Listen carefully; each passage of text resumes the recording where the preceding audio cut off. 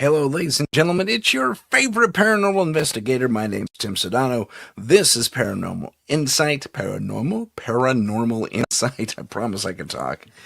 And today we're going to be talking about the mystery and history and conundrum and thoughts and what people actually saw in the skies or interpreted as being in the skies throughout our span as humans here on this earth. And the specific phenomena I'm talking about, of course, is comets.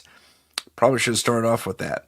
So today we're talking about comets of all kinds, as viewed again throughout history. And let us start off with this lovely little image here. Again, I will preface that all images herein are AI generated.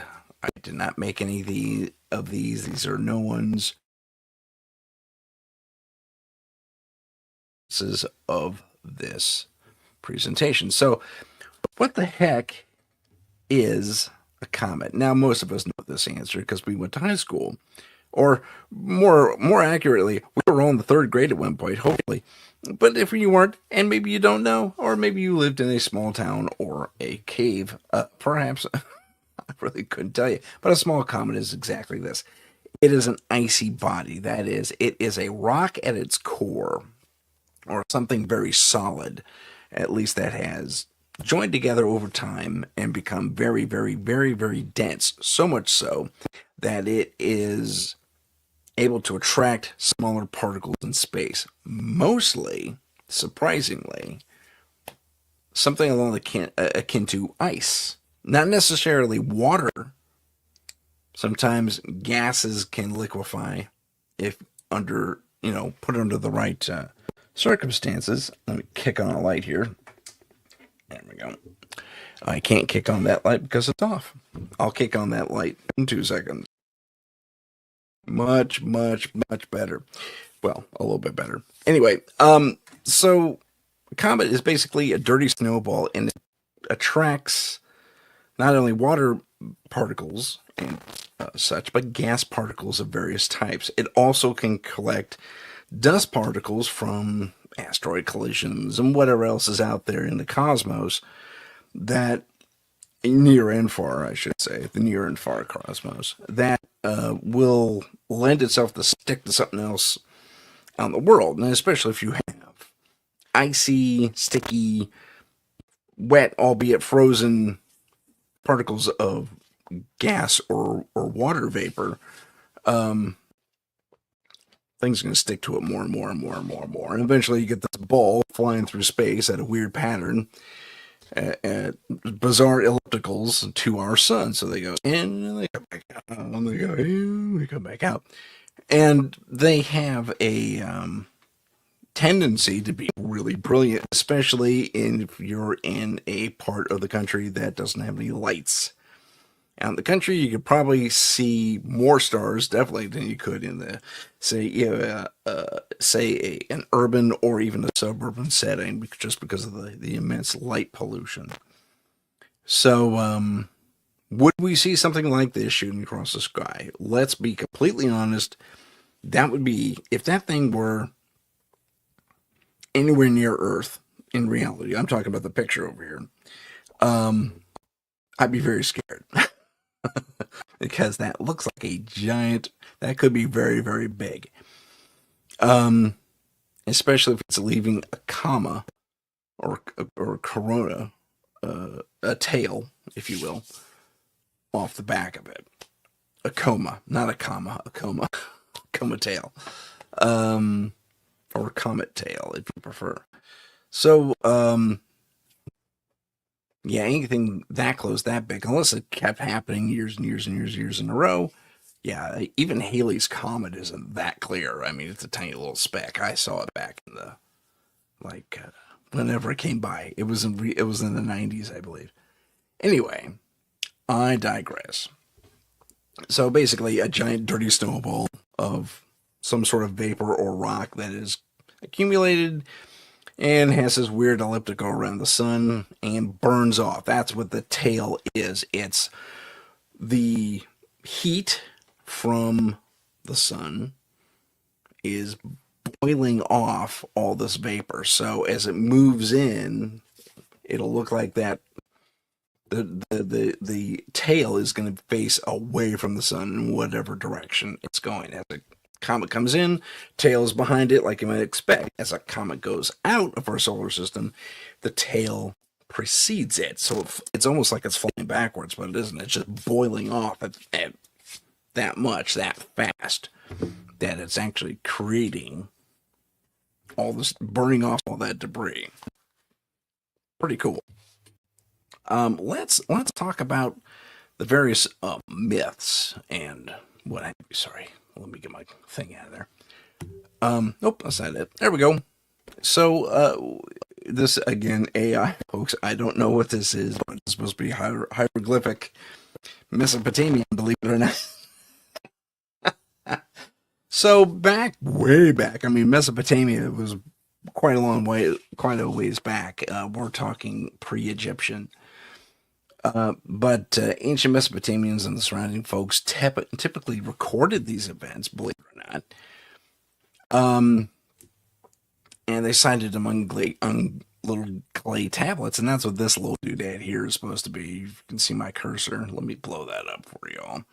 Y'all apparently are from the South. Sorry for all those people from the South who I just offended. But so that's supposed to be a comet. I actually think they depicted them differently, but for the sake, that's what AI came up with, and I didn't have time to correct it. So they made note of it. Now, it also was it depends. You it really kind of depends on the culture that looked at it and what happened immediately upon sighting said comet. But a lot of them were seen as omens of divine wrath and disaster, that or impending disaster, if you prefer. So, there was a green comet that was recorded, I think. Oh my gosh, I want to say Eastern Asia somewhere, or was it Greece? Gosh, that's disparaging on our planet too. Maybe both. But there was a green comet, green tail, and it probably had a lot of what burns green on the spectrogram. Not sodium.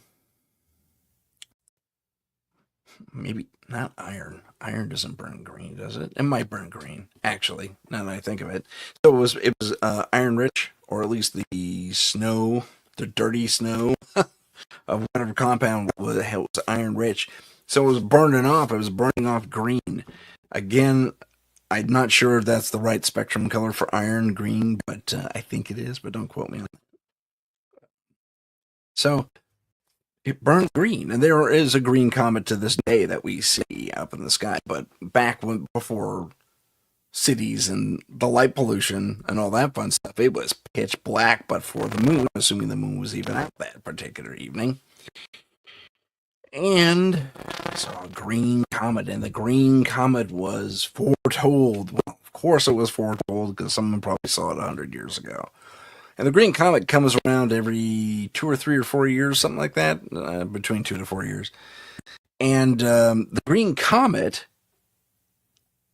foretold the Great Wave. I think it was Japan. Now I think of it. The Great Wave. I think. That's a tsunami we always see pictures of in the older style of Japanese drawing and artistry. Kind of sharp corners and all that fun stuff. And we see a boat being capsized by the wave and a house being on the shore being completely consumed. And so it was a big typhoon tsunami kind of event. Green Comet was seen before that, and I think along the same lines, maybe not the same year. Beg your pardon? Um, Sorry, been a long day. I think it was in Greece. Again, probably not the same year, but there was a check that Rome. I think it was Rome. Sorry, there's dust everywhere. It was Rome that had. Was it Vesuvius that blew? I think maybe it was. But it was a big volcanic disaster. Oh, we saw the green comet just before that. There we go. The green comet means disaster, and that's just one example because they all they were got kind of wary after the green comet, apparently, or similar disasters happened after seeing comets in general, and yeah, so comets were basically regarded as being rather uh, bad luck, to say the least, or bad things were about to happen to you. So let me get my cursor out of there. So yeah, let's talk. Wow, the AI just went freaking nuts on this. I don't know what kind of hieroglyphs that is, man. I gotta show you all of this. This is pretty funny. Um, I don't know. Some of the symbols look about right, but I mean that is almost Arabic. Um, that is I that almost looks Chinese or Japanese. And well, I don't know what's going on with these. This guy's got problems. He's got hands coming out of his head and the whole thing.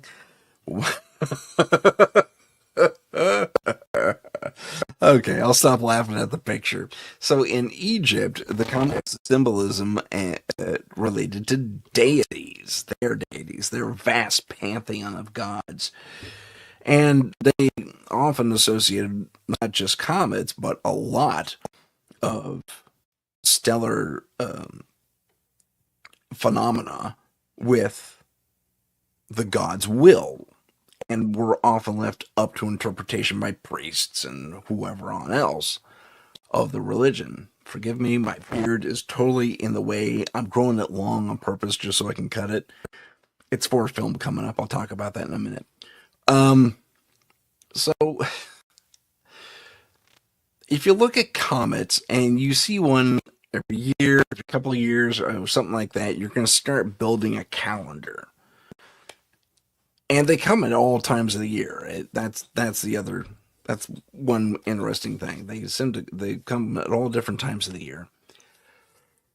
But oh my god, so sorry. Um, they they still had a link to chaos and or severe change. A comet was noted to precede the fall of the Egyptian Empire to Rome. Actually, they had a minor alliance, but Rome kind of took over.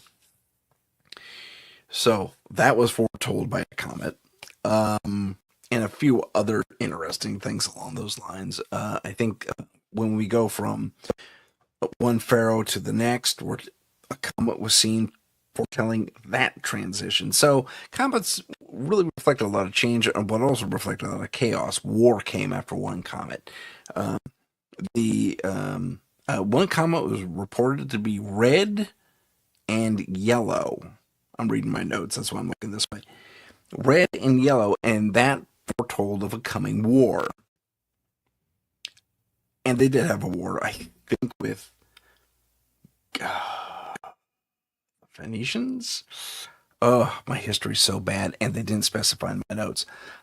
So that's a guess on my part. But it's interesting to note that the comet's going to happen and influence these things. Now, on the more supernatural side of things, we're what are we talking about? Are we talking about influences of energies because a strange celestial thing is passing through our solar system and futzing with our energies here on Earth? To quote some Newtonian science, every action has an equal and opposite reaction. So ripples in the pond. If you want to take another, you know, tact on that, another bent, another perspective. Uh, so if this comet or a comet rips through our solar system And they move pretty fast, most of them. They have to in order to be comets and not asteroids. I'll forget that though. But anyway, they do shoot through our solar system pretty quick, and they do create enough of a impact, so to say, on the environment of the solar system. They've actually been known to not only skew smaller moons. I think one of Saturn's moons got skewed by a near miss, but they're also known to actually, if they pass close enough, to leave wakes in the earth, in the topsoil of the different planets they pass. If not the topsoil, certainly the gaseous upper atmospheres. They're actually disturbed those to one degree or another, and it's been observed, which is really cool to me. It's like, wow, that okay. So that was a near miss. That almost took out Europa's moon or Uranus's moon, but whatever. Um, so, from a scientific aspect, yes, there are subtle changes. From an energetic, more how do I put that? Spiritual slash meta take on things where we, associate things without a lot of due process. Yeah, you could say there's probably an influence, especially if it's seen, especially if it's observed or you're expecting it. It's like, look out, here comes comet number 7 with the green tail and the blue coma and all that fun stuff. It means the corn's going to grow upside down or something like that. But do these effects happen? I'd say they probably do, but probably not to the super effect that we humans have attributed these things. Because if you're looking at something strange in the sky like that, that doesn't come around that often, especially if you're one of our ancients, you're going to give a lot of intent and energy to that thing, and it will probably be reflected. Remember, we are interactive beings. Our fields stretch about 6 foot, our own personal magnetic bubbles. I'm not even close to kidding you. You can look this up. I think the CIA had a paper on it. Stretch about 2, 3, 4, 5, up to 6 feet away from us. If we extend our arms out all the way, our bubbles get even bigger. But they're malleable and they'll adjust to our dimensions, what have you. But roughly, you have a 6-foot bubble around you, roughly. And we communicate with each other, whether we realize it or not, through these fields, through this intent. They're just small biomimetic signals that bounce between every single person we encounter or are close enough to either feel influence or give influence to, usually in an even exchange. So could a comet affect that? If it's observed and given the importance of being a factor of change, yeah, absolutely. Let's also think on how these things were observed and who was observing these things. Wise men, shaman, high priests of a given religion. Egypt, for example, had like 1 or 2 people that were set. That was their job: observe the stars and report back. And every major empire of that era did the exact same thing. They had their wise men or their shaman or whoever, their holy people were out of one type or another, were out in the black watching the stars, trying to determine story and fate and whatever else the gods and or the universe had in store for us puny little people on Earth, because back then we were the center of the entire universe. So take that with a grain of salt. Not with a grain of salt, but I mean, put yourself in that perspective. You're going to understand how we came up with all these weird things like comets are bad. Oh, it's a portent for this, that, and the other thing. Oh, look out, here comes change, here comes war, here comes famine, here comes the corn growing in upside down, as I mentioned before. But let's move on. We've kind of tackled that one to death. Can't get over these weird hieroglyphics. Okay. This is probably the worst interpretation of a comet I've ever seen. But here it is. I'm going to try and blow that up a little bit. There we go. I'm sorry they're very slide-like and very 70s. Looks like the old 70s slideshow. Wait for the ding, move the slide. Anyway, as I get that back on track, okay, that'll have to do. This is supposed to be a Chinese dragon. More or less there. But in China, back in the day, it's interesting to note that they have had one of the largest and most complete astronomical observation, records of observation in the world, even today. They beyond most societies that were intact or stayed intact over the years, over the eons, China kind of has a lot of cities and not cities, but cultures, as far as having the status the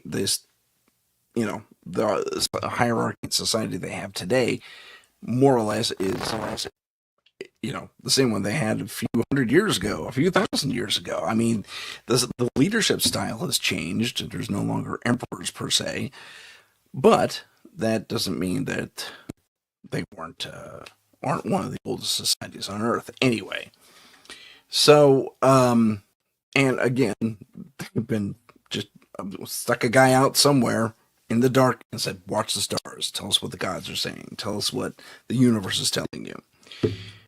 And they have a specific thing here. They had comets were described as broom stars. Broom stars kind of makes sense. A little comet ball, then a long streak, and kind of feathered out at the end. And they were thought to be sweeping the sky, cleaning up the universe, as it were.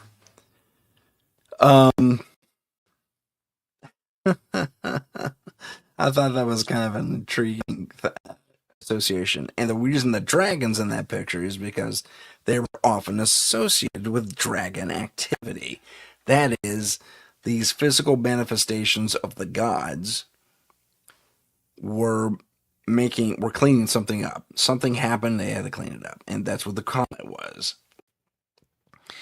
It was also, intriguingly now, we're getting to some interesting symmetry here across the eons and the societies and what have you.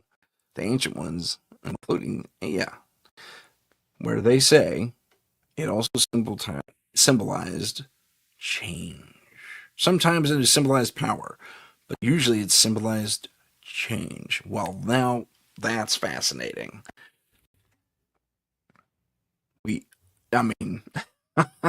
That's pretty fascinating. That, pardon me, the same idea,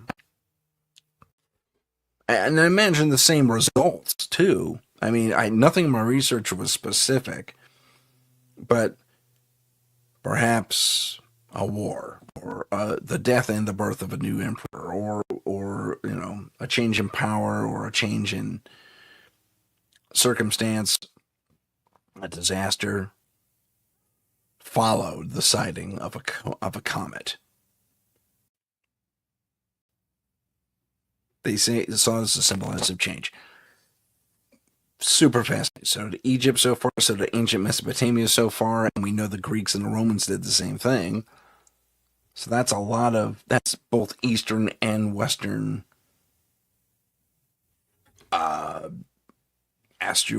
astrological observations meaning the same thing globally way back then.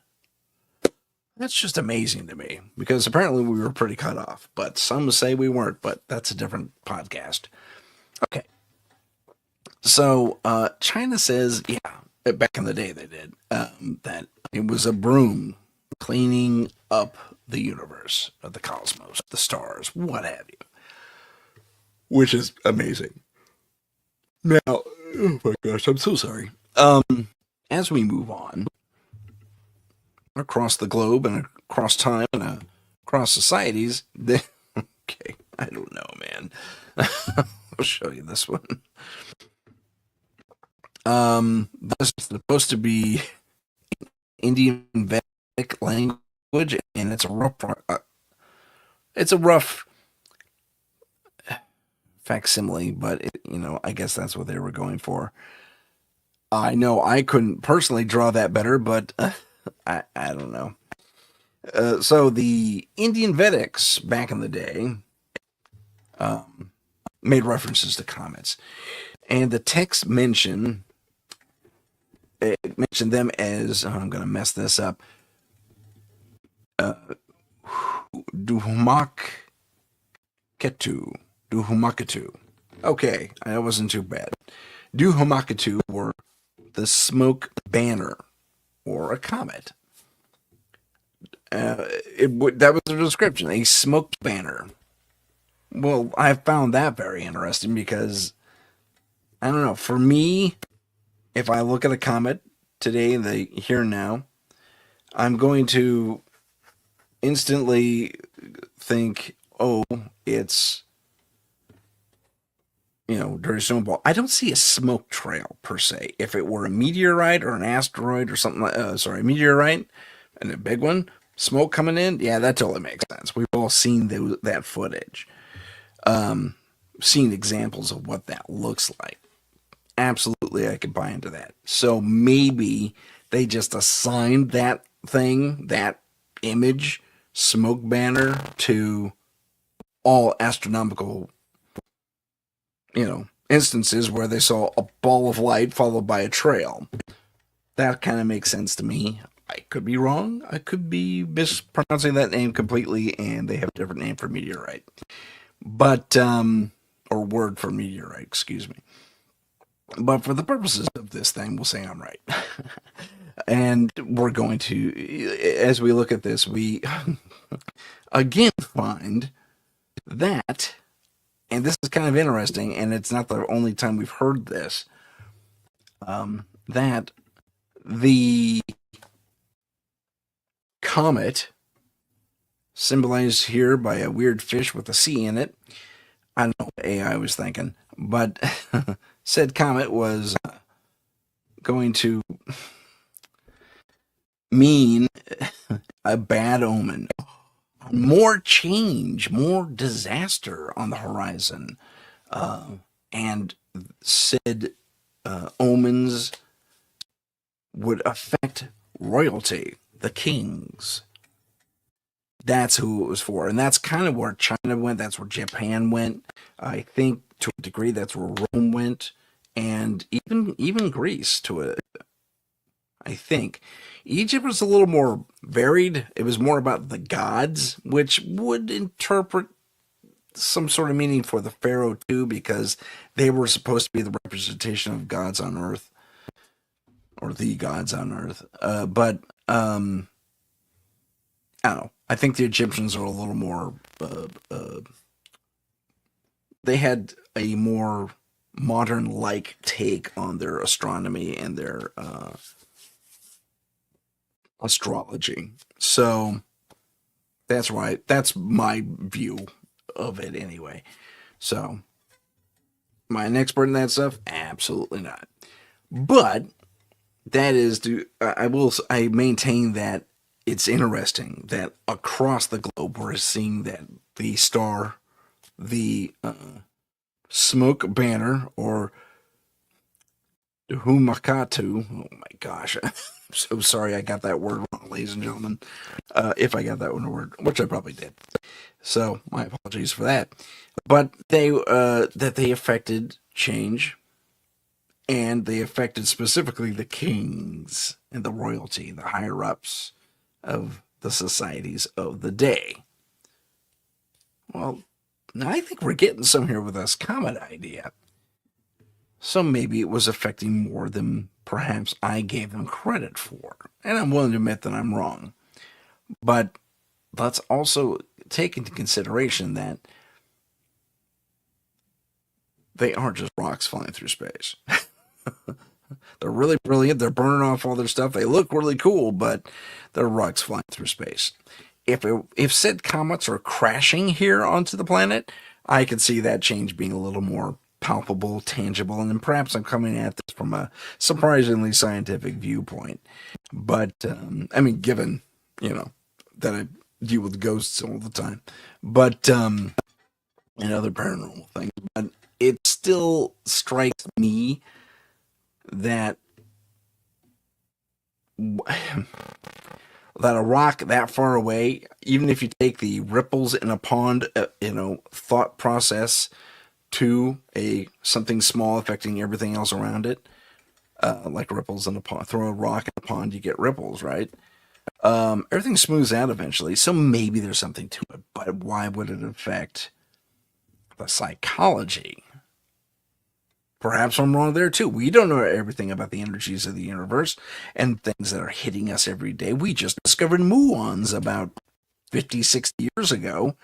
Muons, just for you, so you all know, are light particles that bombard us, whether we want them to or not. They're shooting through us right now. They don't do us any real harm, but they are or light speed particles just blowing right through us right now. They're what are they called? They're just slightly out of phase, I think, but they're detectable, and we use them for processing the age of things, which is interesting. Kind of like carbon-14 dating, but it's a little more accurate. But it takes forever. I'm done with muons. Let's talk about comets some more. Okay, so we have the fish, the fish Vedic thing here. Wow. And we move on to, nope, that's not it. Yeah, that's it. Hold on, it didn't switch on my computer. There we go. We move on to the Greeks. Now, we talked about the Greeks a little bit. Now, early philosophers of the Greek pantheon, or not the Greek pantheon, Tim, early Greek philosophers debated the nature of comets, which is fascinating. Some saw them for what they were. Although they were wrong, they called them atmospheric phenomena. Now, like the Indian folks, they had one word for a comet, which kind of more resembles a meteorite as it's coming in. So my supposition, therefore, is that the Greeks did something similar. It's like, oh, we've seen those crash to Earth. That one just didn't do it yet because it's a long streak of light, So they probably assumed it crashed elsewhere where they couldn't see it. I imagine. That's a guess. But atmospheric phenomena, a lot of them. Others saw them as celestial bodies. They're on a better path. They're in the right ballpark, so to speak. But here we go again. They were seen as portents. I'm sorry. Now, they were seen as portents for both the good and the bad. So there was a good portent. Oh, I saw a comet on a Tuesday at let's say at 6 p.m. That means your corn is gonna grow right side up. Corn crop's gonna be great. I don't think they grew corn in Greece, but I'm just using it as a metaphor. But sorry, my desk is squeaking. But I appreciate the Greeks that they thought about it for what it was. I mean, just they made a really direct observation. It wasn't necessarily about what the gods were saying or doing or affecting. because they interacted with them way more than most societies. Greece interacted with their gods way more, like personally, like a lot. It was amazing. Anyway, let's move on to Greece's. I want to say cousin, but not really. Let's talk about Rome. Now, that's Rome. Yeah, I don't know what I was thinking, man. They were going for something kind of classical, and they gave me this. But it's not bad, and we'll just go for it. Okay, so Rome, interestingly enough, and here we go again, were thought as portents, that signs of political change or the death of a leader, which is also political change. So, as an example, the comet after Julius Caesar's death was seen as his soul ascending to the heavens. That's a nice thing, but you're just looking. Someone was looking for a sign, and the comet showed up a couple of days later. It's like, oh, hey, you know what that is? That's Julius Caesar's soul. Yeah, that's it. Yeah. So I don't know about that one. I think the philosophers and the seers and all those guys were just because they didn't interpret it. They never saw his death coming. A couple did. I think maybe. No, I can't remember her name now. But like a couple saw it coming, but you can almost guarantee that there's going to be an attempt on a leader, especially back then, if their ideas are unpopular. There could have been such a better representation of Rome, though, than this thing. Big pardon. So let's move on across the Atlantic Ocean to. Yep, that's what I think of when I think of Mesopotamia. I think the slides might be out of. There we go. That's better. I said Mesopotamia, didn't I? I meant Mesoamericans. I can't talk at all. I'm so sorry. What kind of podcast host am I? So here we have a temple with comets flying overhead. Actually, they kind of look like meteorites, with this one being in front of the cloud, especially. But let's see what comet lore in the Maya and Aztec world were saying. According to notes, I skipped something. That's why we had the long slide. So let's do Mesoamerica, then we'll go back and catch up. The cultures recorded the comets in their various codices and what have you. And similar to China, they were observing all the time out for eons. I mean, millennia, So they had a pretty good record of this stuff. But their interpretation was, as you might expect, ready? For something bad. Specifically, the gods were mad. Warfare was on the horizon, or some other omen or ill portent was about to befall somebody, usually royalty.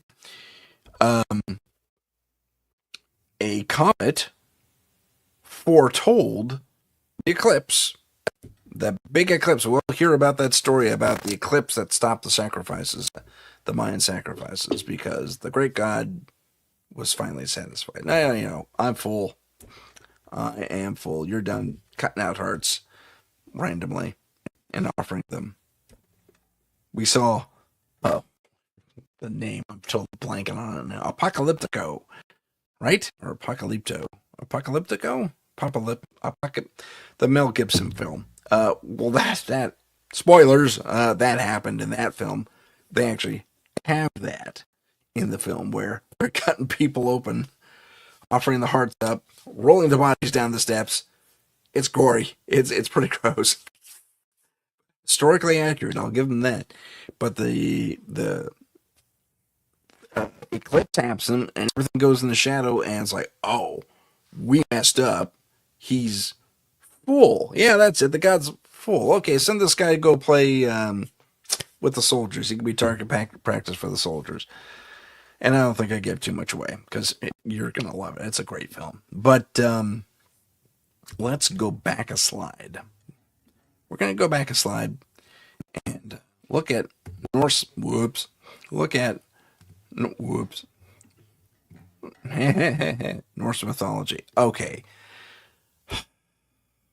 That does not look anywhere near Norse to me, or Nordic, or anything like that.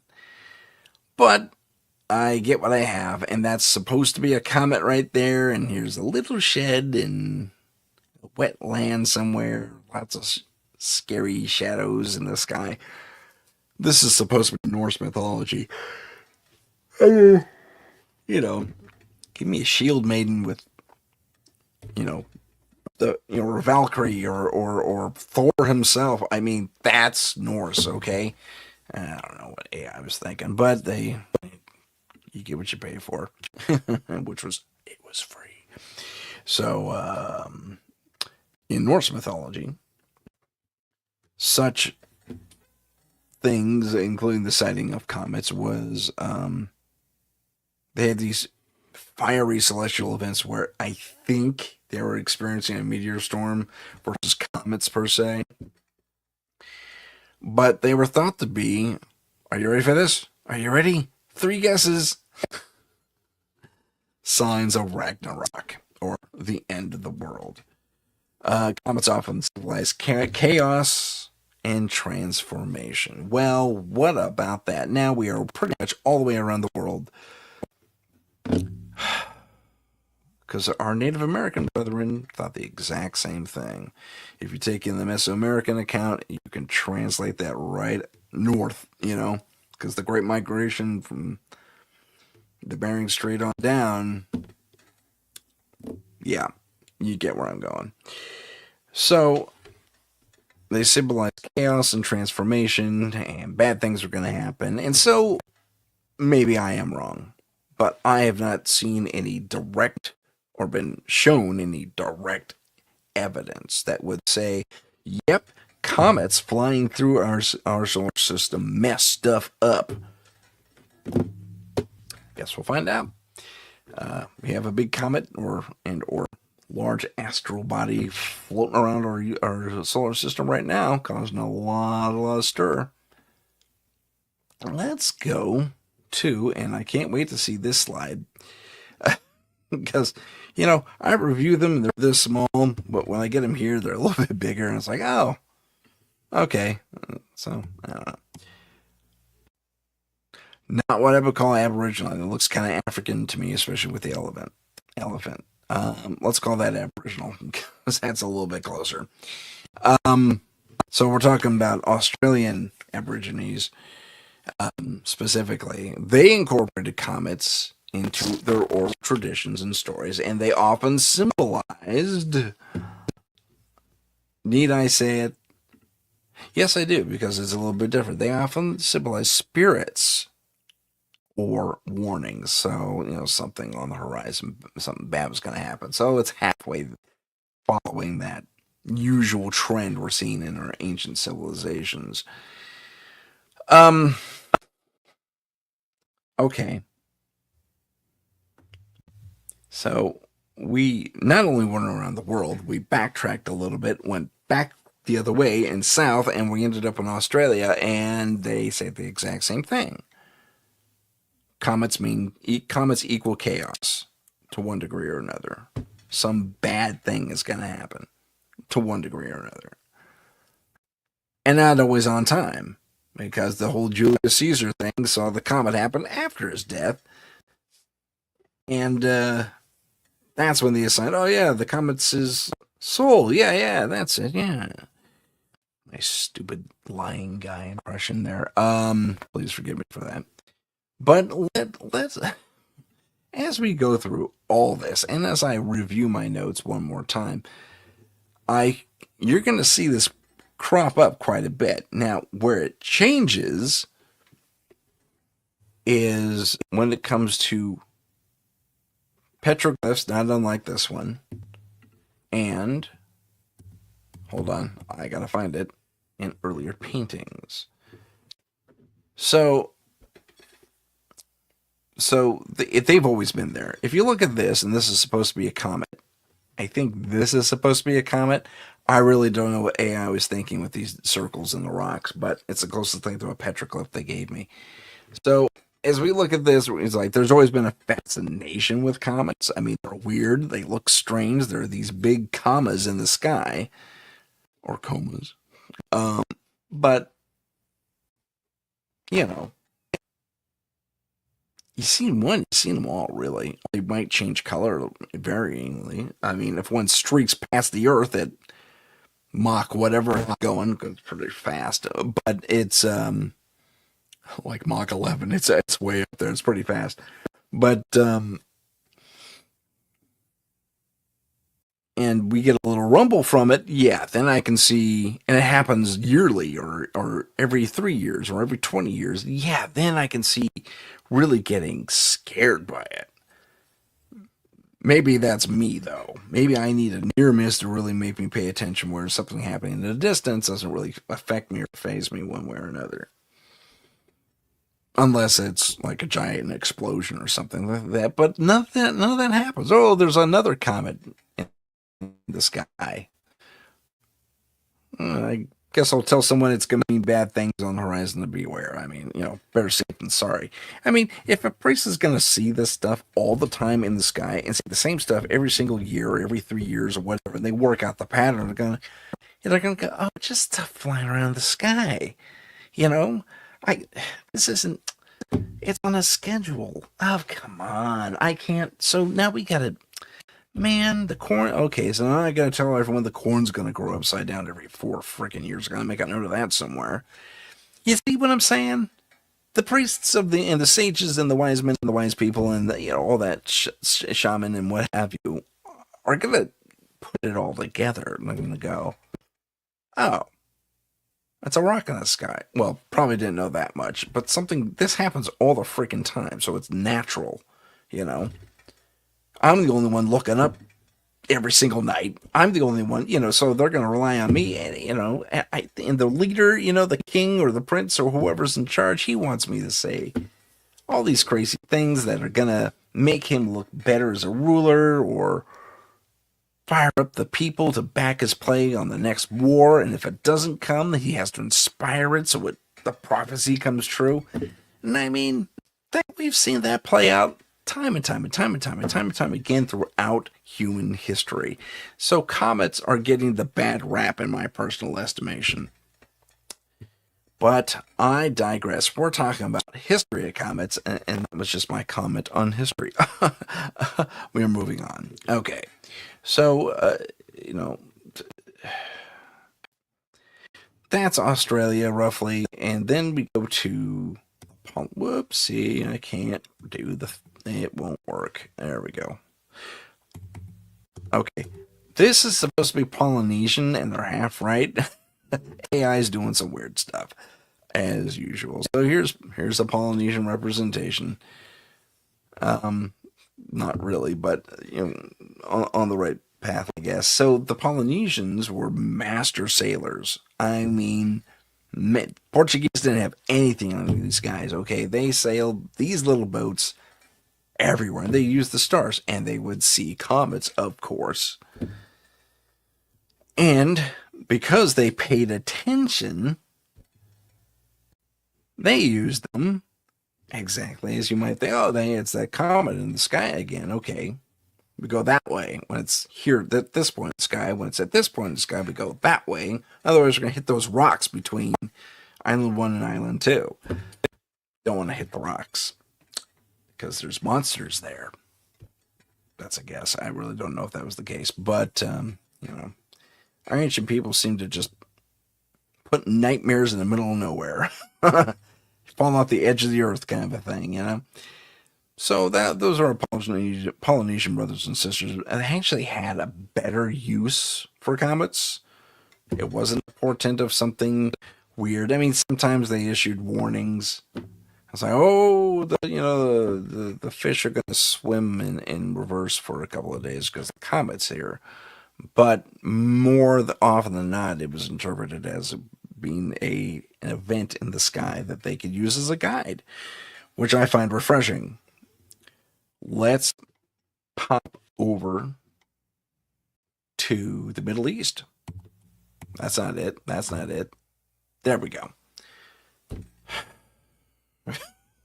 Okay. Middle East. Good times. Okay, we're going to stick with this one for a little bit. Oh, you can't see it. How about that? Here we go. Middle East. I, I'm just, I don't know, man. So here it is, Middle East. They're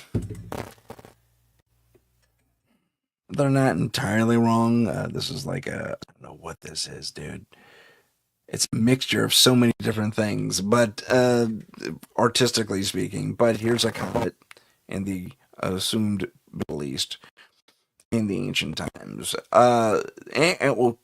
slash biblical times. I stand corrected, but in that general vicinity.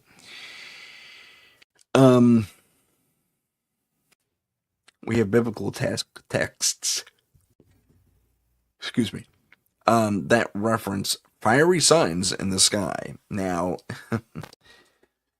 sometimes those are interpreted as comets, although comets aren't really that fiery per se. Meteorites sure are. Yeah.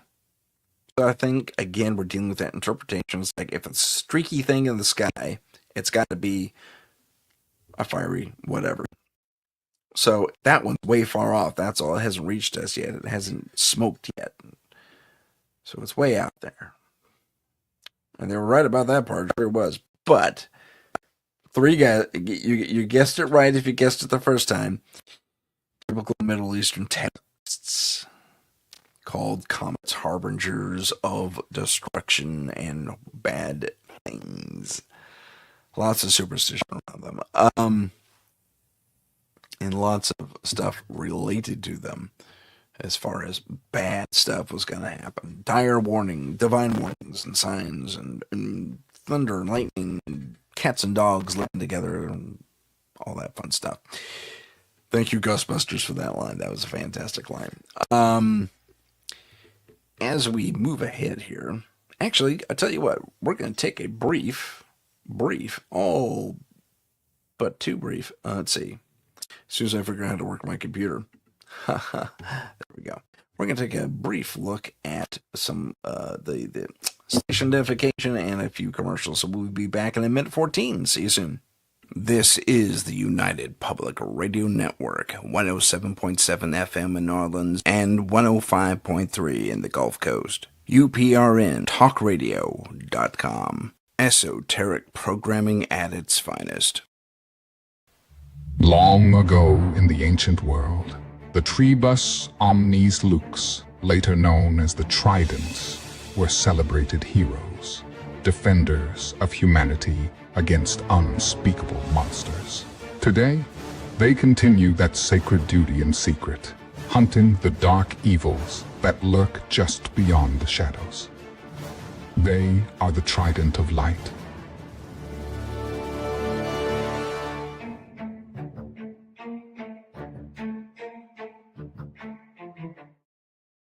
Follow us on Instagram at paranormal.insight. Stay informed on upcoming shows, ask questions, and see what chilling paranormal stories we're following. Don't forget to follow us on YouTube at paranormal_insight. Click the live tab to see our latest videos.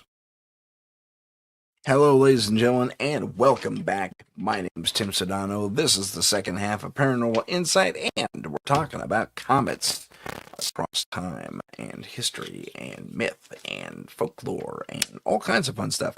You may want to take a sip. There we go. Should have done that earlier off the air, but So, where we left off was here in the Middle East in biblical times, and for whatever reason. Oh, my little thing changed. Sorry, I'm having technical difficulties. Well, Okay. Oh, it's went vertical for some reason. Yep. Having trouble with the what's it? Well, that's okay. I'll just do this. Oh, that didn't help at all. Um, let's see. I'll do that. Okay, we'll do that for now. So this was the biblical times, according to AI, but it doesn't quite match up with what I know. But que sera. Now here we have a early scientist. Now in the early days of when science was really starting to come to the forefront, I mean, we're kind of dealing secretly in the dark ages, and even before that, when philosophers and inventors were coming up with things like Pythagoras and all those guys. So we're kind of between that time and the dark ages, and people were looking at what the heck are comets? Why this guy is holding a circular thing to his beard, I couldn't tell you, but he is. Um, he just is. So crazy stuff there. I accidentally hit the wrong button in the wrong window, and that happened. My apologies. So let me straighten that out. Let me do this and go like that. Nope, that didn't help my situation at all. That's okay. I'm sorry. I'm trying to futz with troubleshoot things on my screen because they're all cockeyed now. But as we, hey, I got that to work. As we look at our friend over here, they were just starting to really kind of look at it for real, really kind of observe without making assumption. However, it took a while.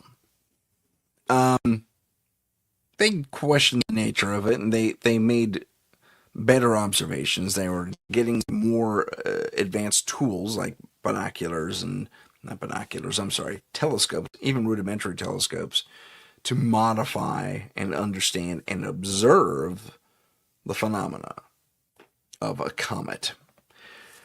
So they were moving away from superstition and belief that it was a portent, a harbinger of doom, this comet in the sky, but and starting to move to more scientific inquiry. And as they did that, they they still kind of fell into the trap of folklore to a degree. Um, and okay, here's another. I guess he's middle-aged scientist guy. I don't know what this guy's doing. Okay, so we still kind of had some superstitious stuff happening because the dominant religions of the day, as we move into pre-Dark Ages and into more like a pre-Renaissance era too. So as we move into all that, things had a celestial importance, but they were associated with the acts and will and influence of God and or his angels and or the devil and or the demons. So take that with a grain of really ironic salt because they basically did the exact same thing the ancients did when they had the pantheon of gods, and then they went monotheistic. And anyway, so across the cultures, comets were still powerful symbols of change, and they were still feared, and they were still revered. But oh, look at the comet! Dare not look on it for longer than 3 seconds, or my cat will start barking. Whatever. I'm just making stuff up. But you get my point, I hope. And they gave them, and according to research, local priests and parish runners and reverends and what have you, monks, whatever, allowed people to create the narrative of what they were seeing in the sky. Now we're talking about a lesser educated public. I mean, maybe a third grade education on average. And as far as the poorer communities go, which was a vast amount of the people.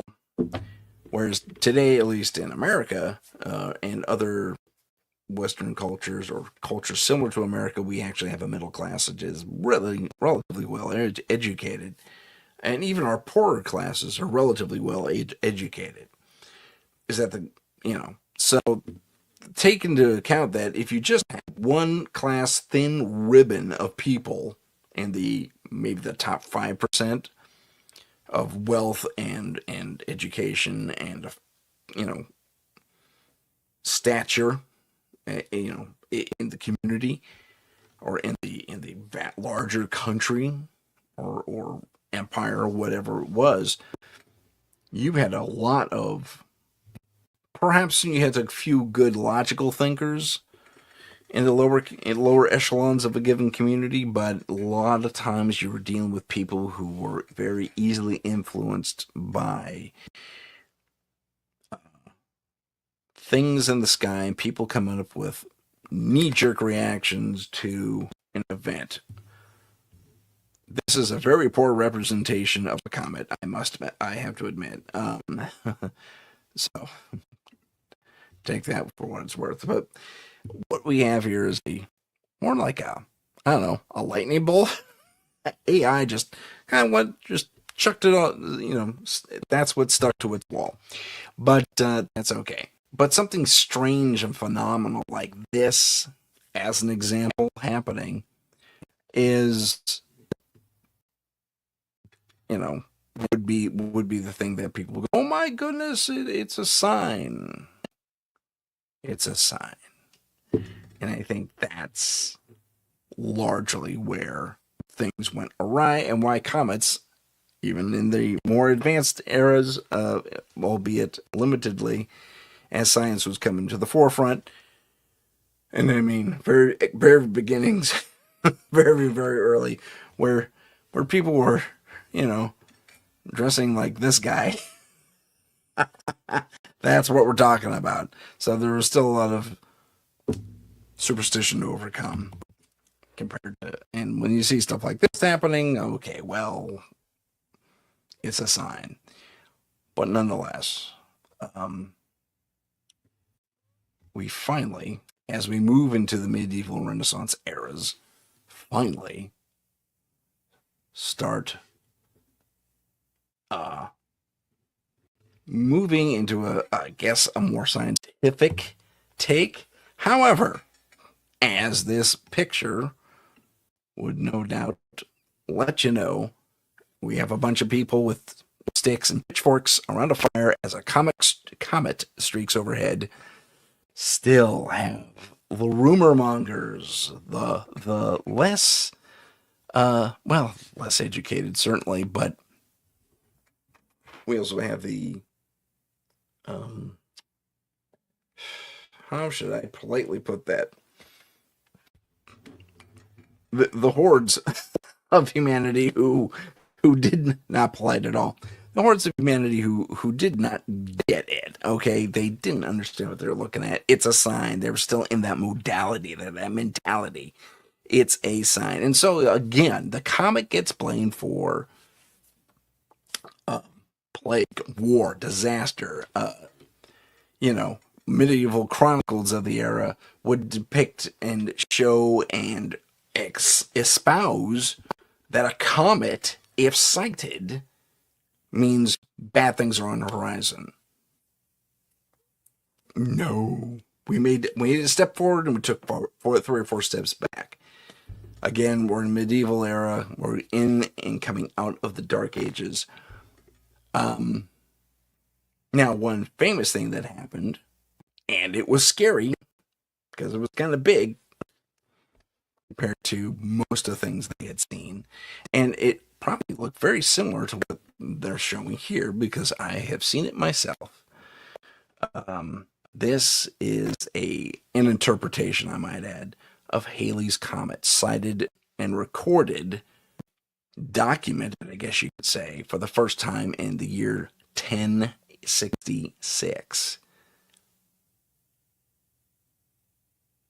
And it was linked to the Norman conquest. So, again,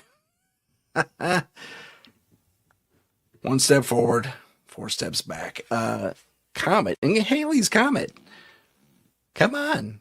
That's a neat event. It is kind of big. It's not quite that big, but it is that spectacular. I'll say that. At least when I saw it was. Um,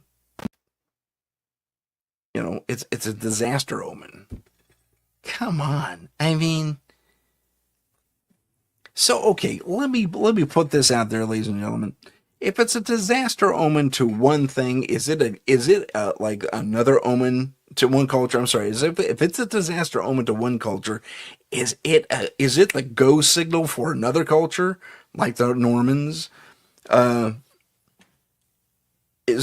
We saw the comet. Go time. Jump in the boats. Get the berserkers ready. We're hitting the we're hitting the next country's shores in 14 days.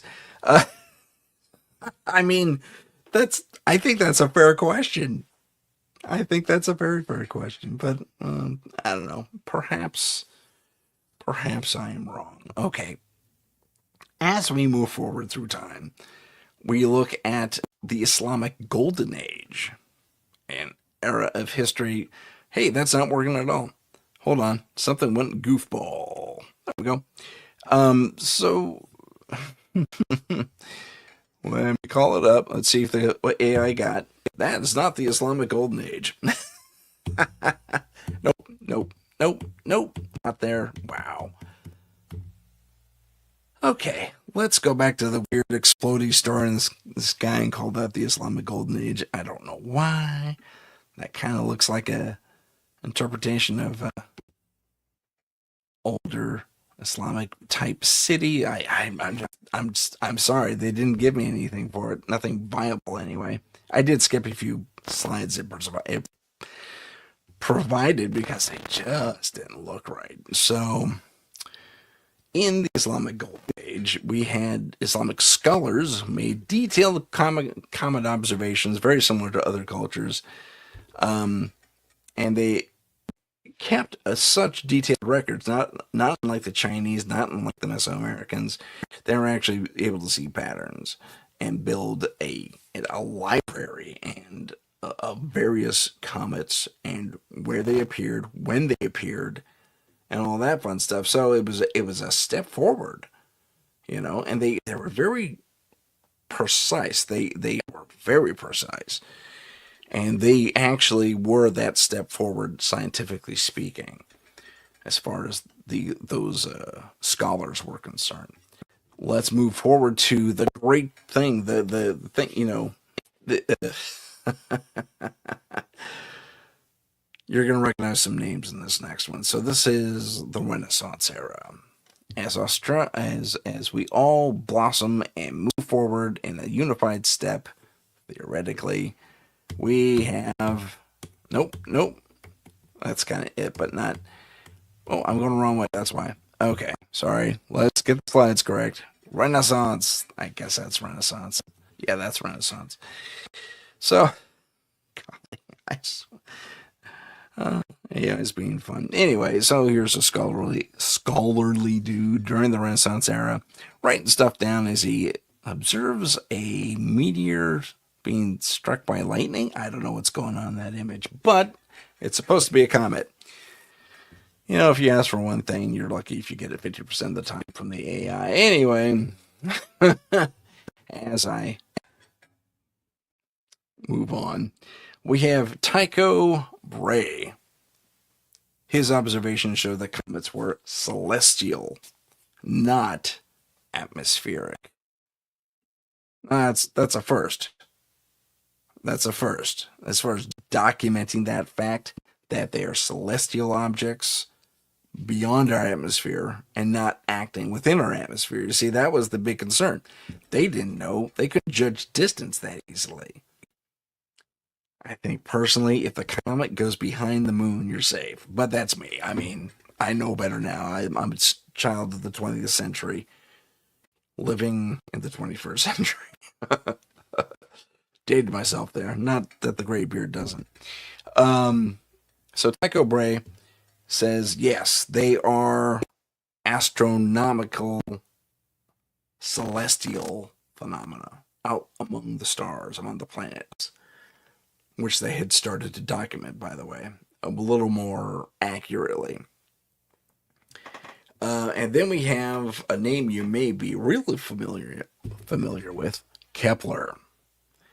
Kepler kept advancing and moving ahead with these comets on, big pardon, not only astral bodies, but comets specifically. And he was just constantly in front of his telescope, and that's why they built him a telescope after him, because he was a consummate observer of the cosmos. And so is the Kepler telescope. I've seen some of its photos. It is remarkable. But we're making more steps forward in a scientific way, which I can appreciate. Now, these comets did make their way into modern art. Not modern, I'm sorry, Renaissance era art. And I guarantee you, this is not it. That's not it. Okay, we'll just stay in this slide for now. And guess what? Guess what happens in these paintings? Yep. They are symbols of divine will or fate, and or dramatic, beg your pardon, I'm so sorry, dramatic portents, harbingers of something on the horizon in a bad way. So a dire warning, a comet. Okay. As we move forward, whoops, I'll try to move forward. I don't know why Mount Fuji's there, but it is. Across the globe, as cultures observe these I think they're rather miraculous little things. They're pretty big. But comets are amazing to me. But still, throughout the ages, right up to the edge of the Renaissance, and well into the Renaissance, I might add, comets are still seen as omens of war and plague and disaster. They continue to be seen in different art forms as, during a battle scene, for example. Oh, there's a comet, therefore fighting and war is going to break out. These are in paintings and wood etchings and whatever else. And, again, the public in general was kind of dumb. They're very, very, just had mob mentality, left, right, and center. To the castle, go get the monster. I mean, it's that level of idiocy. I hate to speak ill of our past people, but comparatively, we're freaking geniuses to them. Anyway, still, they fell into the trap that the comet was a bad portent. If we talk about, we kind of talked about this a little bit. China and Japan had and I guess that's why this slide is here. Japan and China had, people who lived in little pagodas, just like on this hill here, observing. That was their job. They lived for it, kind of like a lighthouse keeper. They were the astronomers, man. And once in a while, they sent their messengers down, say, tell this to the emperor, tell this to the king, tell this to the princess. Who knows? Tell them to watch out. Their cat will start barking any old day now. But more than my silly little comment there was, again, real fear and superstition compared to the science.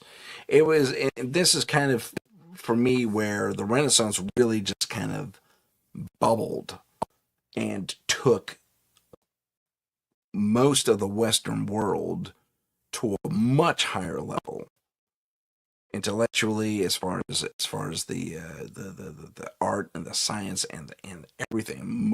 More your higher intellectual pursuits were severely elevated. I mean, we had thinkers and artists like Da Vinci, who not only made beautiful paintings, but I mean, he was so revered. One artist, another famous Renaissance artist, and I forget who, always commented that he was jealous of Da Vinci because he always put blood in the veins of his creations. Like he could, not literally, but the creations were so lifelike in the image that you would swear that someone posed, and they didn't. No, he didn't have many models posing for him. Not really. It was all up here that he made most of his creations. But I mean, Da Vinci's awesome, and that's all I'm saying. But as one quarter of our hemisphere of the world starts blossoming, it seems other cultures have already had their golden age, are on a weird backslide because pretty much, not entirely, but pretty much around the world at that time, everyone else is more or less in the Dark Ages still, clinging to older myths and legends and stuff about not only the cosmos, but the world and the land around them. But I digress. Let's talk a little more about comets. So, as we move forward, let's look at the African continent and the North. I'm sorry, African. I may have skipped something here. Yeah, here we go. I did skip something, but I'll get back to it. Many African cultures viewed comets as spiritual messengers or signs, which kind of makes sense. But the stories were often linked to the gods, not too dissimilar to the Egyptians that said, "Oh, okay, so the gods tell me, okay, so the comet's going right instead of left on a Wednesday, and that means the pharaoh's going to trip and stub his toe." And at one point or another, it probably happened within a week.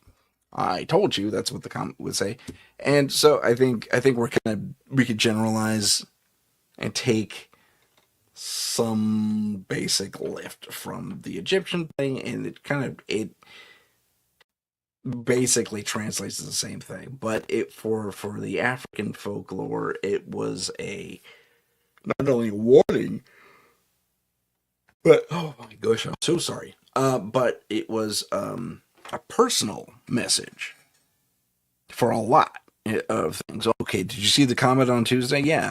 Which way was it pointing? Oh, it was pointing to the right. That's your right. That audience is right, by the way, I think. Oh, okay. So it's pointing to the right. And what time of the day did you see it? Oh, the sun had just gone down. Oh, okay. So it's pointing to the right. Sun had just gone down. And talk about you. You were facing what direction? I was facing west. Okay. So your goat is going to get sick in 15 days. Just be prepared for it. Get the remedies ready because your goat's going to get sick. You don't need a sick goat. No one needs a sick goat. So keep an eye on that. That's just one possibility of a thing, of a reading of the sky. But they were personalized like that. So look out for your goat. Oh, okay, your daughter's gonna start going funny in one eye. I mean, obviously, there's an amount of observation here. When you go to a wise person or a shaman, they're going to go, oh, I've observed this before, and I can turn that into a prediction, or make a prediction, or give a reason to avoid said prediction, a bad outcome. But if there's a comet involved, you got to look out. I mean, a lot of your shamanistic type stuff. I mean, way back. I guarantee you there's a snake oil element to it to one degree or another. I'm not saying that the herbs and spices and stuff they used in their poultices and medicines, I can't talk, wasn't effective, because we know that it was. But I bet you anything there's a little bit of snake oil in there on some of those predictions. Like, I'll rub a wet cloth 3 times around the left eye of the goat and it should be fine. Okay. The wise man said it. Better listen to him. Better safe than sorry.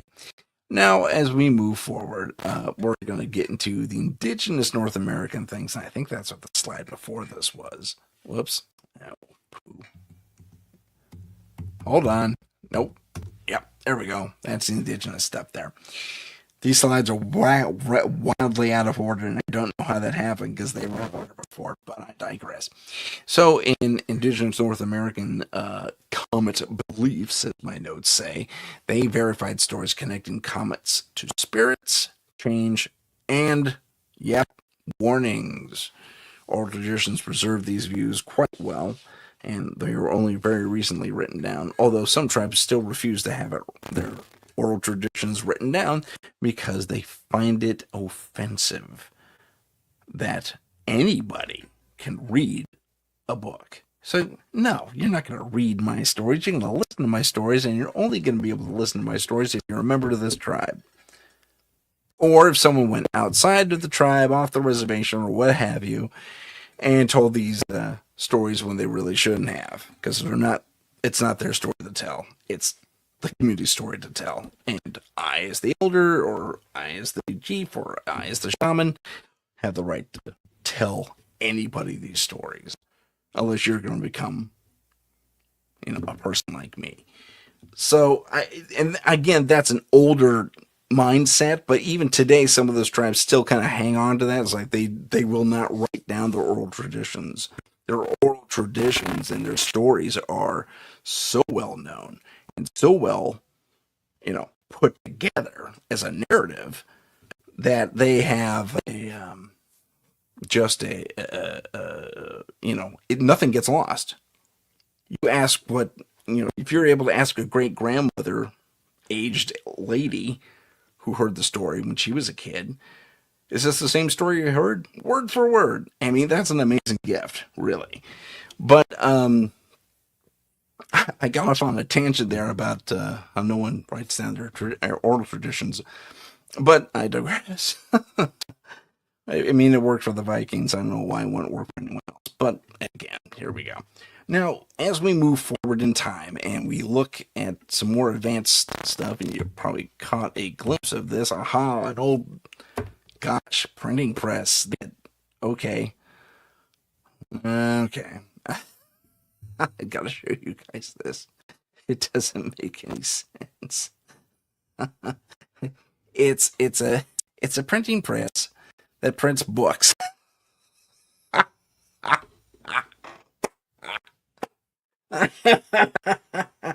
That's pretty funny. Beg your pardon. That tickles me to no end. That's pretty funny.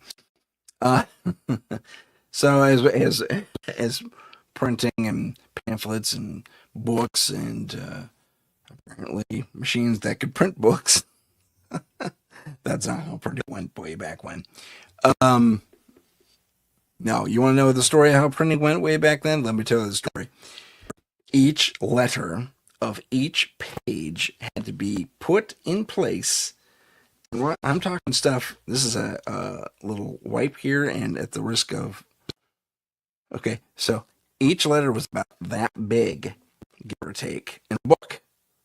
And you had to put each one and their spaces in with the proper punctuation, backwards and upside down, in order for it to print one page.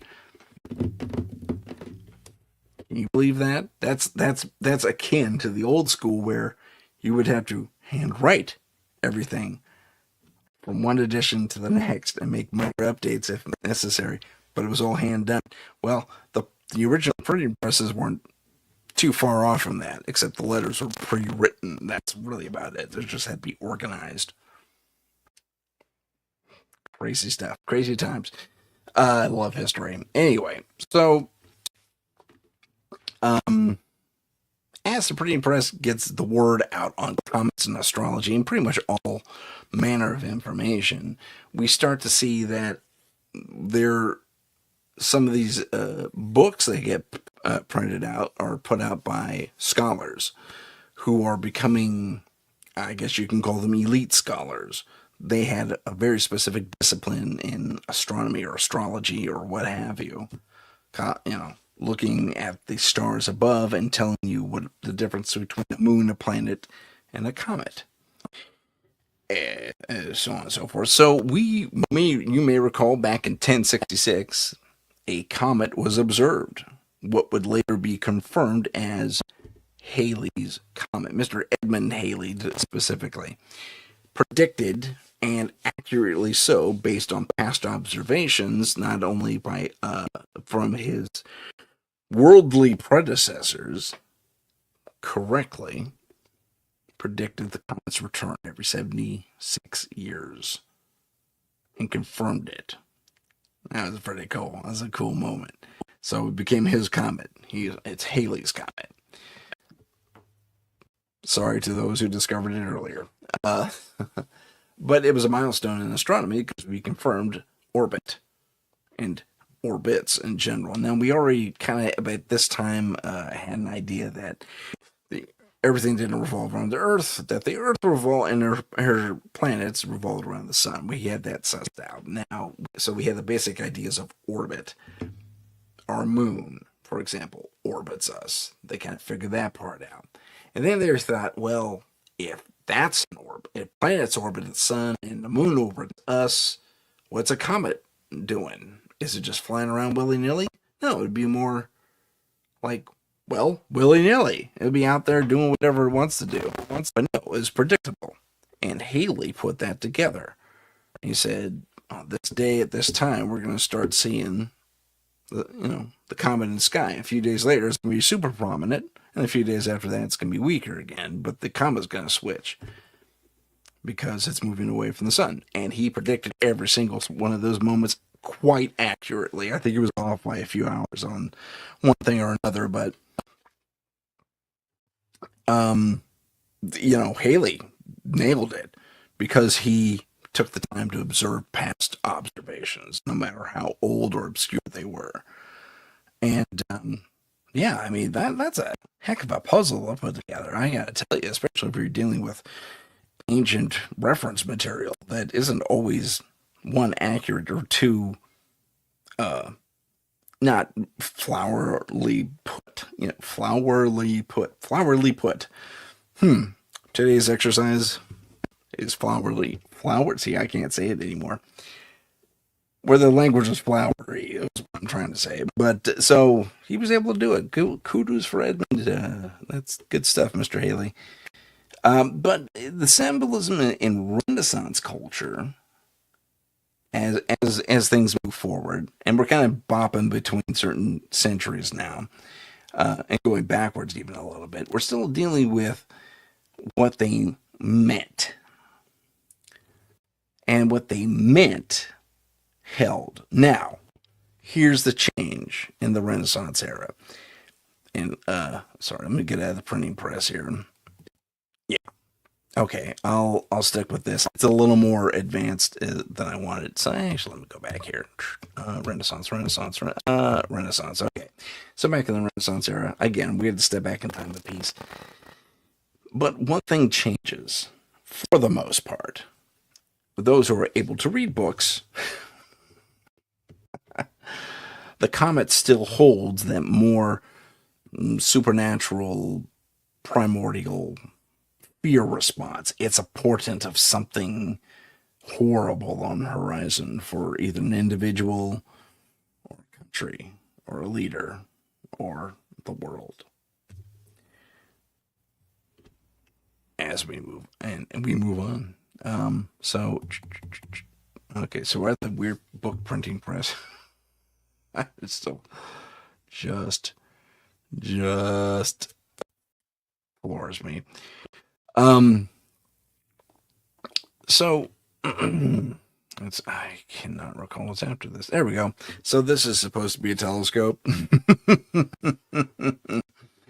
Didn't I mean, I get it. It's a little cartoony, but I get it. So telescopes were becoming a little more commonplace, but the large telescopes from observatories was really the thing. That was the big deal. They weren't that powerful, but they could still observe things a bit more closely, a bit more carefully. And because of the motion of our planet meets the motions of other planets, we were able to keep a planet in range for quite a long time. And so too is the case with comets. Now they were studied more. In 1910, I forgot to mention, in 1910, when Halley's comet came back as Halley predicted, it still had this, I don't know, I guess, while natural, still at the same time, kind of unfounded fear. They thought the comet was going to hit the Earth because it was so large in the sky. Probably at one point it might, but I don't think its orbit is along that plane, for starters. But, yeah. So, 1910, he makes his thing, and, it opens up the scientific world even further than the Renaissance did. People were getting telescopes left, right, and center. People were going to school to learn the sciences so they could look through these giant telescopes at the various observatories, which there weren't very many of. In fact, I live in my town. I have a hill behind me called Mount Hamilton. I say behind me because it's literally that way, that cardinal direction. It's on Mount Hamilton, and on Mount Hamilton is the Lick Observatory. It is the first ever observatory in North America. At least in North America, yeah. First ever one. And it's old. I've been up there a couple of times, and it is old. They have a new one right next to it, but they kept the old one, and the old one's still pretty cool to look through. I gotta tell you, it's pretty neat. It'd be, the glass is a little faded, the mirror's a little foggy, but it's still pretty cool. And to think that they had to make all those calculations pretty much on the spot, on the fly, up there. There was some stuff they shipped in, like the lenses and the mirrors and stuff, but they had to build that pipe that became the telescope by hand, assemble it up there. I think it came like a kit and like 3 or 4 different pieces, the shipments rather. And we're talking bolts and welding equipment and all that fun stuff. And basically they were homemade, basically, with the exception of some of the important parts like the lenses and the mirrors. But although I do recall a story that the main observational lens broke or was damaged somehow, that the human eye looks through, and so no one can use it for a while. So one of the guys figured out how to smith a new lens, and they used that for a little while, and I think it was out of someone's glasses. I think so. I think that someone just said, "Well, I know the shape, and we got this piece of glass is roughly that thickness," so he worked it, he polished it, and made it work. I think it was temporary though, because they got a real replacement piece like 3 months later. But some guys are still able to make observations through the telescope, which is pretty cool. Okay, back to the real thing though. To the topic, rather. The yeah, that really did happen. But anyway. Okay, so while telescopes fueled fascination with science, it still had more of a mystery to it. Like, what's this weird thing traveling through space? Why don't planets look like that? Why don't other stars look like that? Why don't moons look like that? What is happening to a comet that we don't understand? So this you can kind of this might be one of the first instances, although certainly not the first, of I guess you can call it media manipulation, because a writer took a guess that the comet was leaking poisonous gases that were going to seep down to Earth. A writer came up with that. Leave it to a writer. But a reporter, actually, a journalist, said, yeah, that's how I took it. That's how I took some weird explanation as I was speaking to an astrophysicist somewhere at a bar. Yeah, this poisonous gas is all over the place, and yeah, they're gonna rain on Earth. Okay, I gotta go. Yeah. So that's also just a little teleplay in my head that I decided to put over the airwaves for all of you to see. My embarrassment knows no bounds. Um, Moving on. So, as we moved forward in time, as we got a little bit more scientific, yep, we went back in time on this. We still, again, held on to some scientific premises. This is a weird one for me, this little picture here, because we're in the colonial times by the look of it, although the colonial gentlemen, and maybe we're looking at a fraternity of some sort, because they're all seem to be wearing robes. But one guy's the guy speaking has a microphone, and they appear to have some sort of projection of the comet right about there. And even have a little owl in the corner. I don't know what's going on. I don't get it. But that is our scientific, like the meeting of the minds kind of a thing.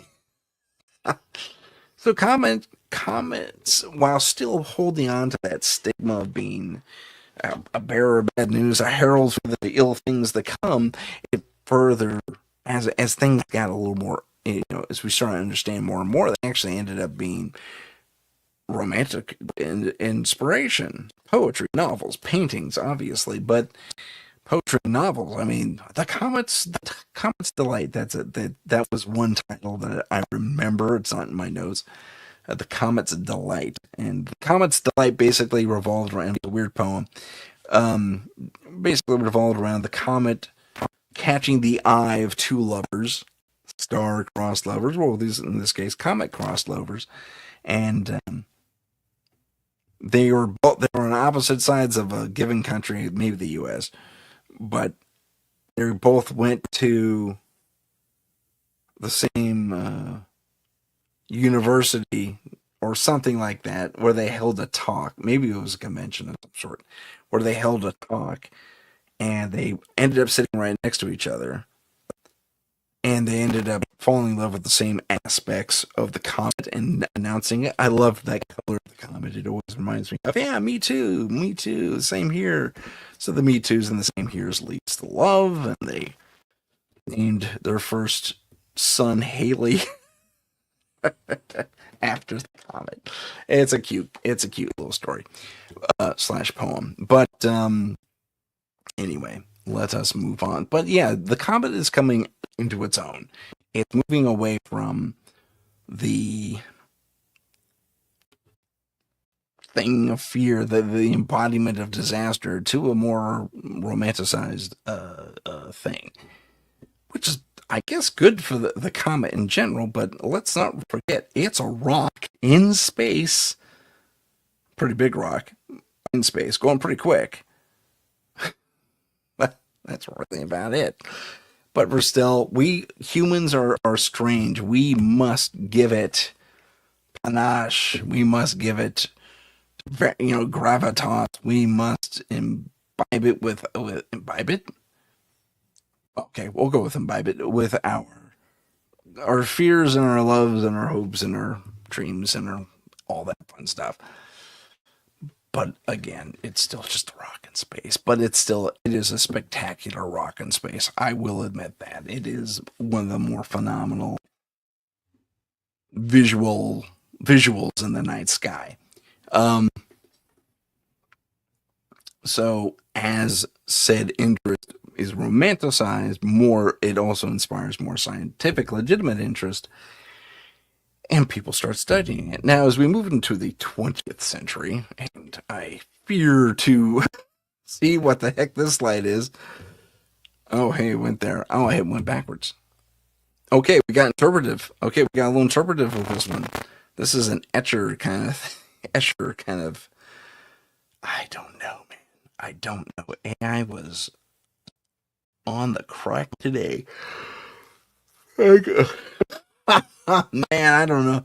I don't know what's going on because I got an electric telescope observing a Sputnik looking comet, and a weird little hand reaching through a mirror on another kind of device, telescope-like device somewhere in the country. Because, hey, when I go out to the country, I bring my electric telescope and a mirror and something else. Okay, well, enjoying the acid trip that AI provides us every single day. That's a weird one. Supposed to be a film, believe it or not. But as the comet becomes popular in movies. Now we all remember Day of the Comet, where everyone gets zapped except a couple of teenagers and a few others who were inside at the time, not observing the comet. And it was a big deal. It was all over the news. Oh, we gotta go look at the comet. Pardon me. So anyway, the comet becomes the villain yet again in cinema around that time, because the comet's radiation, as it passes very close to Earth, nukes or basically toasts and powderizes. Powderizes? It turns people to powder. It just powder. That's it. Erases all their moisture or something. I don't know what's going on. Dogs survive, cats survive, mice survive, birds survive, but only humans are affected for some reason. Flaw in the logic. But that's okay. That's what makes movies fun. So the exception are those who were inside when the comet passed over.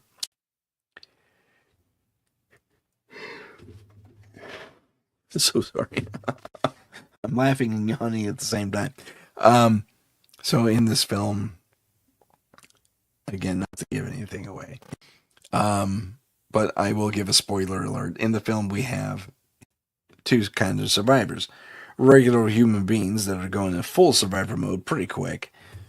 And then we have mutants who were lightly exposed to said radiation and driven mad and cannibalistic. Not zombie-like per se. They're a little more intelligent than that, but all they want to do is eat the living or the non-mutated.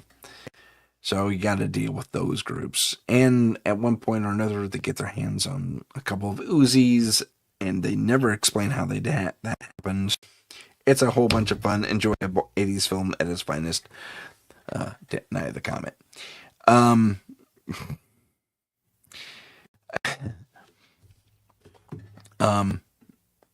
As we move along, whoops, I went backwards again. More and more advanced space programs and space observation programs come into play. And so we kind of know the story from here, but it becomes more of a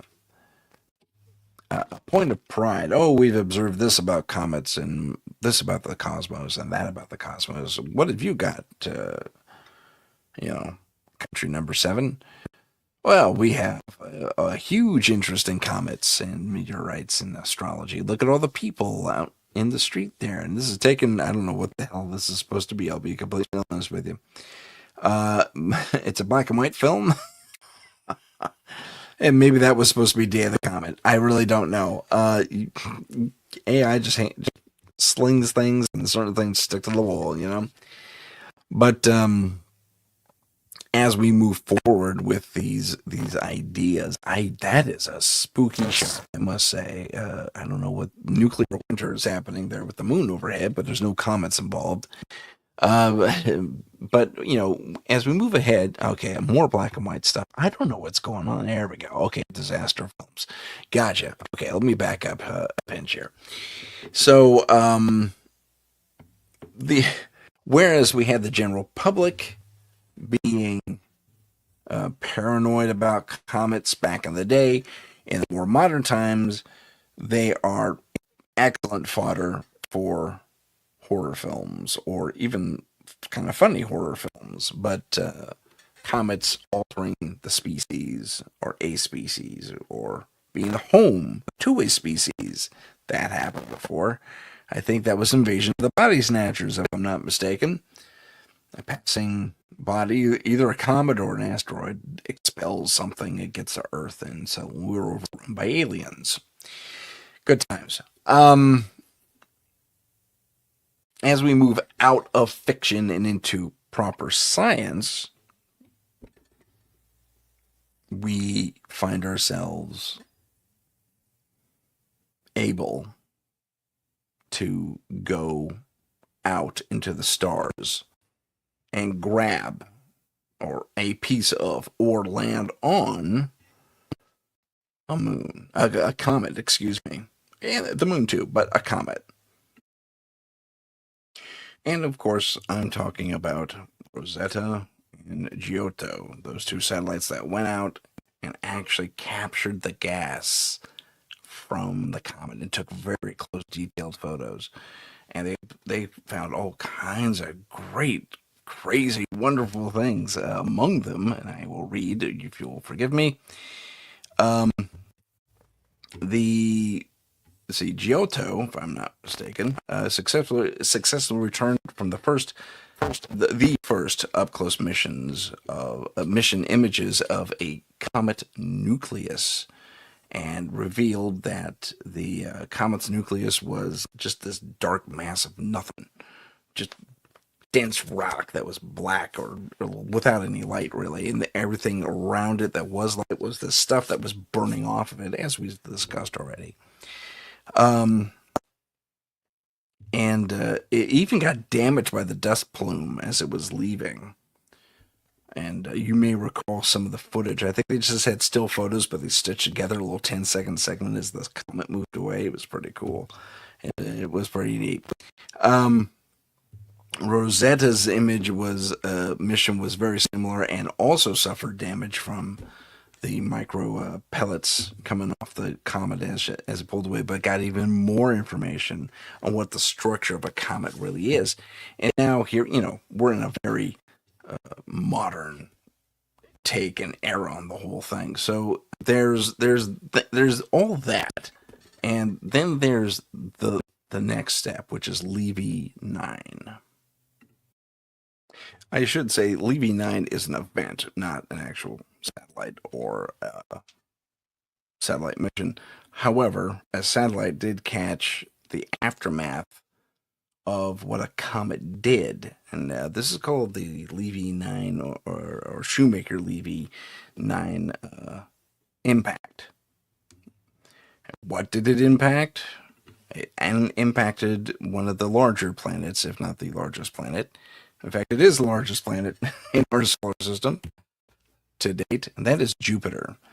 It smacked into the back end of Jupiter in 5 chunks, or maybe it was 9 chunks. But it was so devastating, and I wish these pictures really pointed that out, but they kind of do here and here and here. These are the scar points left over from the impact. And this is Jupiter, folks. Okay, you can fit 10,000 Earths inside this thing and probably still have room left over. So to say that Jupiter's small is a vast understatement, or that Jupiter's large is also a vast understatement. It's gigantic. And we had the Shoemaker-Levy 9. It was 9 fragments heading into our solar system. Now, this is the same comet at one point, but it broke up, and they were worried about it.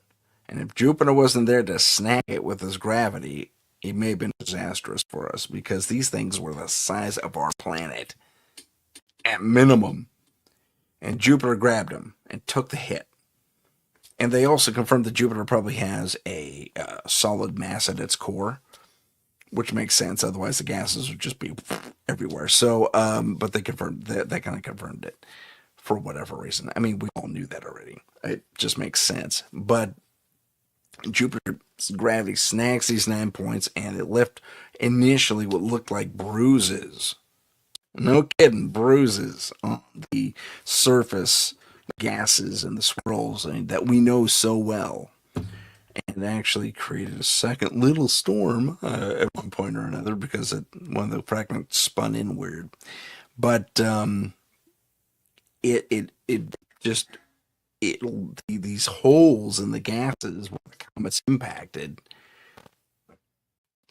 looked like bruises on the face of Mars and Jupiter rather, and it was impressive, scary too. So maybe our ancients were onto something. Maybe comets should be viewed with a wary eye, with a nod and a wink and a, give it a little more respect, perhaps. Maybe it isn't just a rock in the sky, as I've been saying in the past, but they are something that is potentially disastrous in and of themselves. And I think maybe, just maybe, that's the reality of those ancient fears. It's like, oh my God, is that going to hit us? It could hit us. Gosh, I hope it doesn't hit us. Will it affect everything else around us? And maybe that's where we came up with the idea that these things in the sky, these whooshing, whirling, dangerous looking, sometimes beautiful, I'm sorry, I hit the wrong slide button there, could be potentially disastrous for us. This is actually a pretty good one. This is more of a meteorite, really, but I still think it's pretty neat. And this is a disaster movie that we've all seen as the near miss happens. But it's a real concern.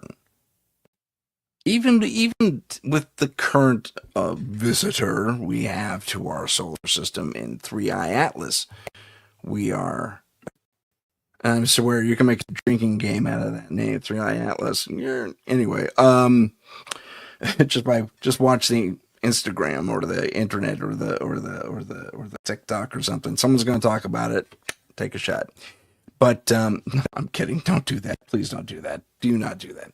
But this is what people were afraid of, that image. Of course. You don't know how far away this thing is. They didn't know about it for like a couple thousand years, that it was an astronomical event way out beyond Earth, typically. Have we had our near misses? Yeah, we sure did. A couple, maybe 5-10 years ago, we did.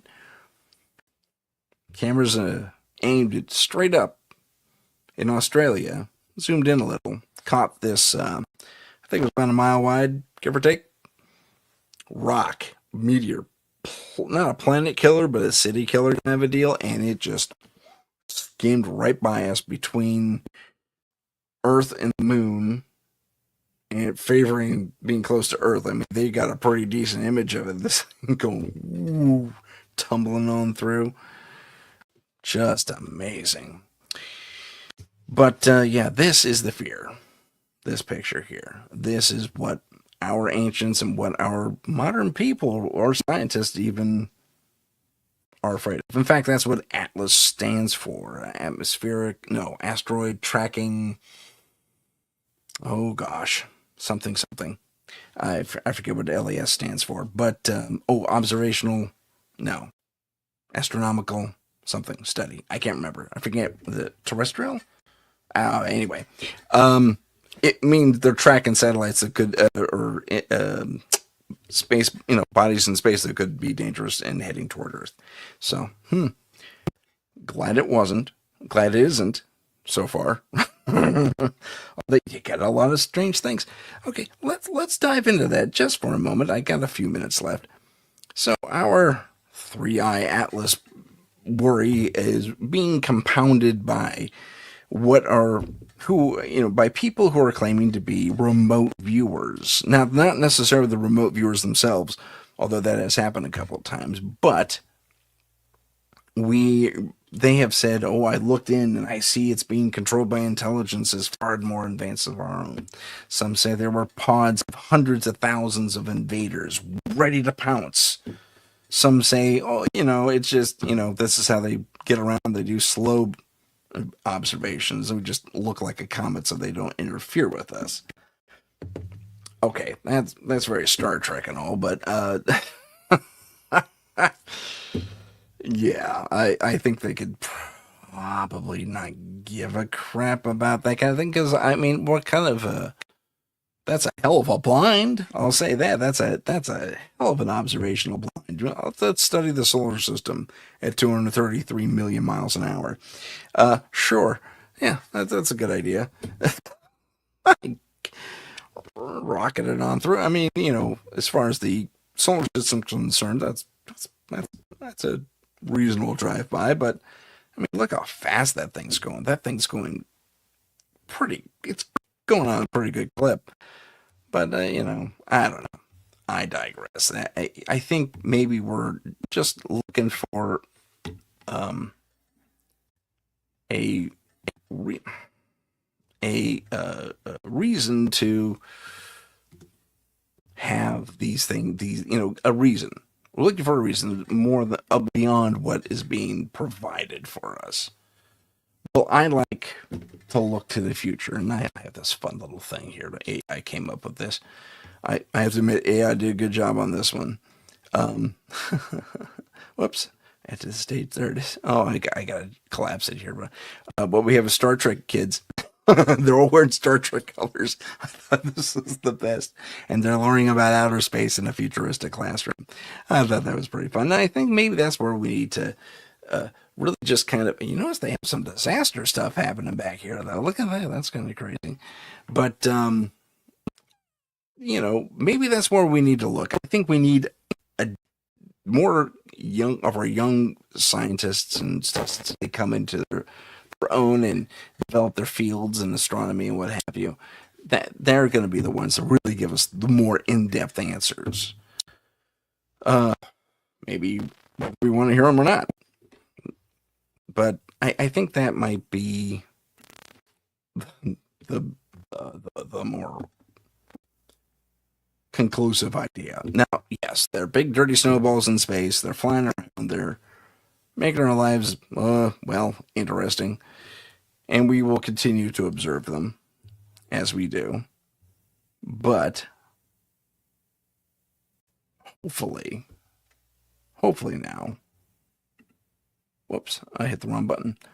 Hopefully we won't go too far and start making up stories again. Kind of like some of these guys have been doing. Oh, the thing stopped twice, made a left turn, asked for instructions at Mars, and then proceeded on. They went backwards for a while, disappeared off the radar. Well, these things happen. We don't have the best systems, and we do, but I mean, they're not infallible. And it's strange things are going to happen. Man, we don't know what's happening out there. We could barely identify with, what our moon's made of, for crying out loud. Anyway, I digress. My name's Tim Sudano. This has been Paranormal Insight. Today we talked about Comets Across Time. I hope you enjoyed it. And we will see you next time on Paranormal Insight. Have a good rest of the week.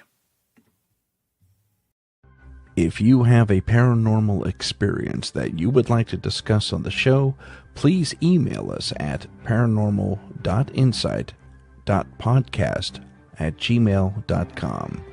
That's paranormal.insight.podcast@gmail.com.